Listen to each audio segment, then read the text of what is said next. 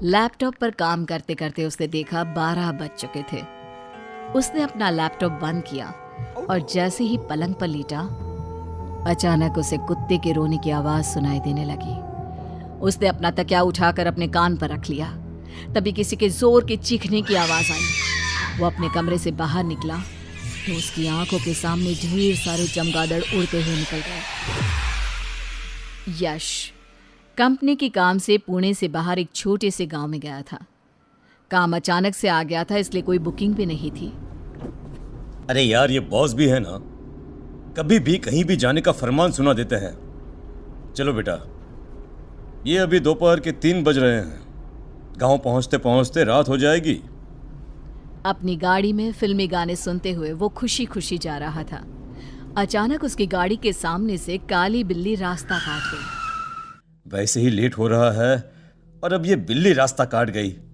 Oh my God, क्या करूं?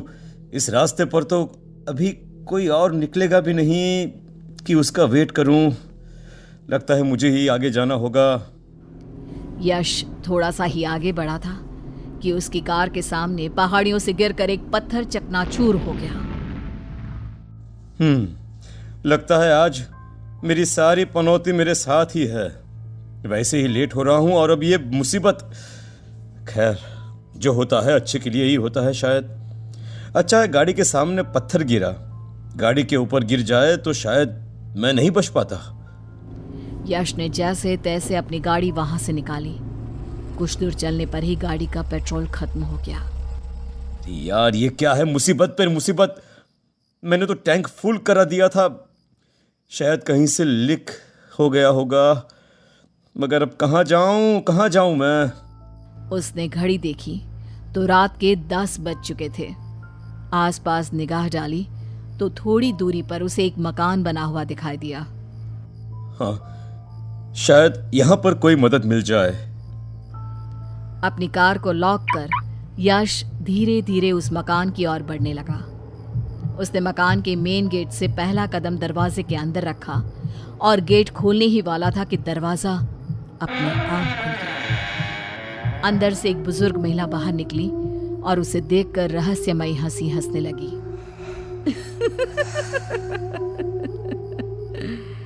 कौन हो तुम? अरे इतनी रात गए, यहाँ पर क्या काम है? देखिए, मुझे यहाँ पास ही किसी गांव में जाना था, मगर मेरी कार खराब हो गई और अब मुझे यहाँ पर कोई साधन भी नहीं मिल रहा है। यहाँ तक कि मोबाइल में भी नेटवर्क नहीं है। क्या मैं यहाँ पर आपके फ़ोन का यूज़ करके कोई मदद ले सकता हूँ प्लीज़? हाँ, यह जगह गांव से बाहर है, इसलिए यहाँ पर मोबाइल या फ़ोन नहीं चलते। अरे यार, अब एक और मुसीबत। अब मैं क्या करूं? लगता है बहुत ज़्यादा परेशान हो। मैं तुम्हारी मदद कर सकती हूँ। देखो बेटा, वैसे तो मैं बुजुर्ग हूँ, ज़्यादा कुछ नहीं, पर तुम्हें रहने के लिए कमरा दे सकती हूँ।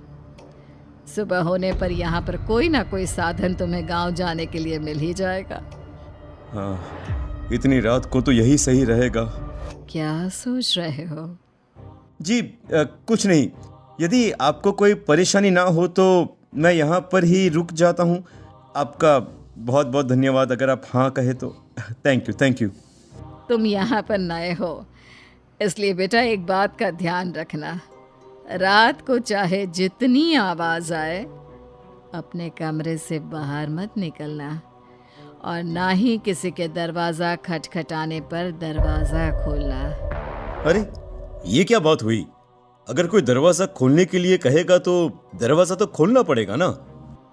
यश की बात सुनकर महिला की आंखें गुस्से में लाल हो गई। यदि रुकना है तो यहाँ के नियम मान नहीं होंगे, वरना जा सकते हो। उसके पास महिला की बात मानने के अलावा और कोई चारा भी नहीं था। हाँ में गर्दन हिलाकर वो घर के बाहर बने पेंट हाउस में रुक गया। महिला ने वहीं उसे खाने के लिए खाना दे दिया। अरे, अब तो खामखा परेशान हो गई। मुझे भूख नहीं थी। जवान हो, जवान बच्चे तो 4 बार खाते हैं।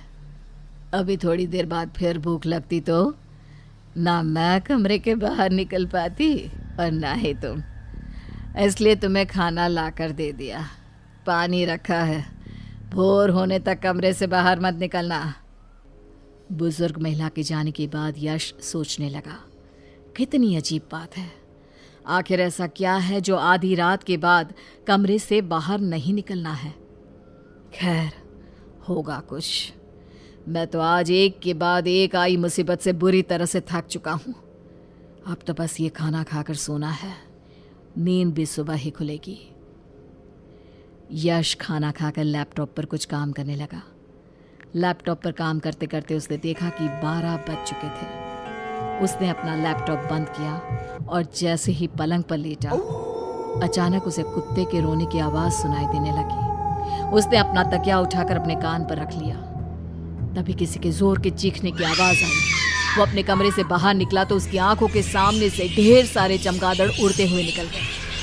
आवाज़ अब और ज़्यादा जोरों से आने लगी थी। वो आवाज़ उस महिला के घर से ही आ रही थी। अरे, कहीं वो महिला किसी मुसीबत में तो नहीं?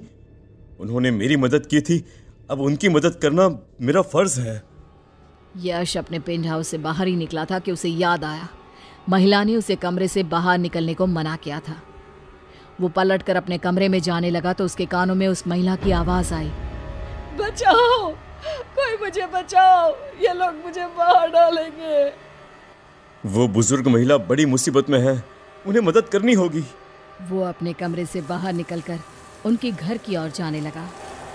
वहाँ का नज़ारा देखकर वो दंग रह गया। वहाँ खूबसूरत नौयवना को घेरकर 4-5 लोग खड़े थे। मैंने बड़े ठाकुर से बात कर ली है, उनकी भांजी की शादी हमारे बेटे से करा देंगे। इस बांझ को यहीं जिंदा जलाकर मार देते हैं। माँ जी, मुझे मत मारिए, मैं कोने में पड़ी रहूंगी, घर के सारे काम करती रहूंगी। तू नहीं मरेगी तब तक मेरा बेटा घर जवाई ही कहलाता रहेगा। तेरे मरने के बाद ये जमीन जायदाद सब कुछ मेरे बेटे का हो जाएगा। फिर मैं उसकी दूसरी शादी कर दूंगी। अरे देख क्या रहे हो, डाल दो पेट्रोल इसके ऊपर। सास के कहने पर कुछ लोग उसके ऊपर पेट्रोल डालने लगे। इतने में यश वहां पर पहुंच गया। रुक जाओ, ये क्या कर रहे हो आप लोग? क्या आप लोगों को शर्म नहीं आती इतना घिनौना काम करते हुए? मैं अभी पुलिस को बुलाता हूँ। पुलिस को बुलाएगा? पहले तुझे ही जिंदा जला दूंगी। कहते हुए उस नौयवना की सास उसकी ओर बढ़ने लगी। उसका चेहरा देखकर वो बुरी तरह से डर गया। आंखों की जगह गड्ढे थे, चमड़ी जगह जगह से लटक रही थी, शरीर से जले हुए मांस की दुर्गंध आ रही थी। उसने बाकी लोगों को देखा तो सभी इसी तरह विपस्त थे। वो नौयवना तो जगह जगह से जली हुई थी, उसके शरीर पर जगह जगह छाले हो गए थे। तुमसे कहा था यहां मत आना, फिर क्यों तुम यहां पर आए? अपनी खैरियत चाहते हो तो यहां से चले जाओ, दूर कहीं चले जाओ। अरे ऐसे कैसे चला जाएगा? ये हमारा शिकार है, यहां से कहीं नहीं जा सकता, इसकी मौत निश्चित है। तुम भाग जाओ यहां से, इन लोगों को मैं रोक कर रखती हूँ। यश तेजी से उस घर से बाहर भागता हुआ निकला। अचानक उस घर में आग की लपट लग गई थी। पूरा घर धू धू करके जल रहा था। अंदर से सबके चीखने की चिल्लाने की आवाज आ रही थी। पूरा नजारा देखकर यश बेहोश हो गया। अगले दिन जब उसे होश आया तो वो किसी गांव में था। सारे लोग उसे घेर कर खड़े थे। कहाँ हूँ मैं? अरे भाई, तुम हमारे गांव में हो। हम बाहर जंगल से उस भूतिया घर के आंगन से उठाकर तुम्हें यहाँ पर लाए हैं। भूतिया घर? कौन सा भूतिया घर? अरे भाई, पुराने जमींदार का भूतिया घर, जहाँ उसकी बेटी और उसके ससुराल वालों की आत्मा भटकती है। वहाँ कोई नहीं जाता। अरे भाई, तुम वहाँ पर कैसे पहुँच गए हैं? जी, वो मेरी कार खराब हो गई थी। मैं उस घर में आश्रय लेने के लिए गया था। सब कुछ ठीक था और अचानक घर में आग लग गई। इससे ज़्यादा मुझे कुछ भी याद नहीं है। बड़े खुशकिस्मत हो बेटा, आज तक उस घर से कोई जिंदा वापस नहीं आया। गांव के जमींदार की इकलौती बेटी की शादी उसने पास के गांव के एक गरीब किसान लड़के के साथ की थी ताकि वह घर जमाई बनकर रह सके, मगर होनी को कुछ और ही मंजूर था।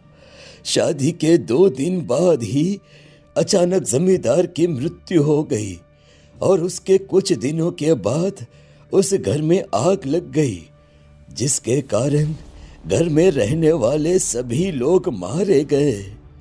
रात को वो वीरान सा घर आबाद हो जाता है और वही रात का किस्सा हर रात दोहराया जाता है। अगले दिन यश जब अपनी कार से उस घर के सामने से निकला तो घर बुरी तरह से टूटा फूटा और जला हुआ था, मगर वो बुजुर्ग महिला उसे देखकर मुस्कुरा रही थी।